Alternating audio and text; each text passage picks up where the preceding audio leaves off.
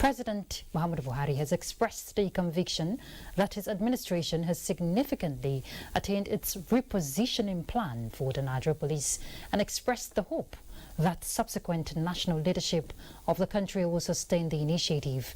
This, he emphasized, is critical towards deepening the democratic credentials as well as advancing the course of rule of law.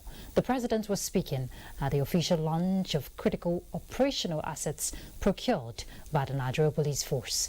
Let's get details now from State House correspondent Adam Sambo. The newly procured operational assets inaugurated by the president include armored personnel and troops carriers, water cannons, patrol vehicles, crowd control, rapid deployment barriers, GPMG and AK-47 upgraded rifles, drones, and explosive ordnance disposal equipment. The procurement of the assets, some of whose utilization is demonstrated here, is in furtherance of the broad plans by the Nigeria Police towards guaranteeing a stable internal security order as well as peaceful, secure and credible 2023 elections. The overriding goal is to modernize, reform and restore the dwindling primacy of our police within the internal security architecture of the country. And I am delighted that the force leadership is advancing my vision to bequeath to the nation a democratic culture in which the police will not only be apolitical and impartial during the 2023 general election, but in which the process will be peaceful and secure, and the outcome truly reflective of the free will of the citizens. While commending the Inspector General of Police for his commitment towards achieving an efficient police force, the president urged him not to relent in the provision of requisite police security that will not only engender a stable security space ahead of the elections, but also guarantee the credibility of the exercise.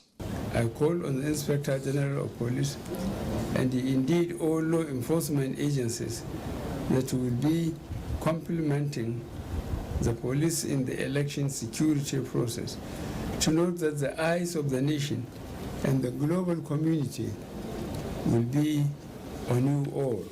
I have no doubt of the high level of preparedness of the Nigeria police for the exercise. I trust also that in line with your service oath and statutory obligation to our beloved country, you will not disappoint us all as you put to effect your election security governance operational plans. The president used the opportunity to confirm his approval for the release of funds for the continuation of the annual recruitment of 10,000 constables of the Nigeria Police. Police Affairs Minister Muhammad Maigari Dingyadi said more assorted anti-riot equipment acquired from China will soon be delivered and deployed by the Nigeria Police towards facilitating free, fair and peaceful elections beginning this month. I assure Your Excellency the resolve of the ministry under my watch to continue to support and encourage the police towards attaining the lofty democratic and internal security vision of Mr. President. Let me also assure that the ministry will continue to encourage the Inspector General of Police in his re-engineering plan for the force. We shall also encourage the police to put to proper use the acquired assets for the good of the citizens and our dear nation.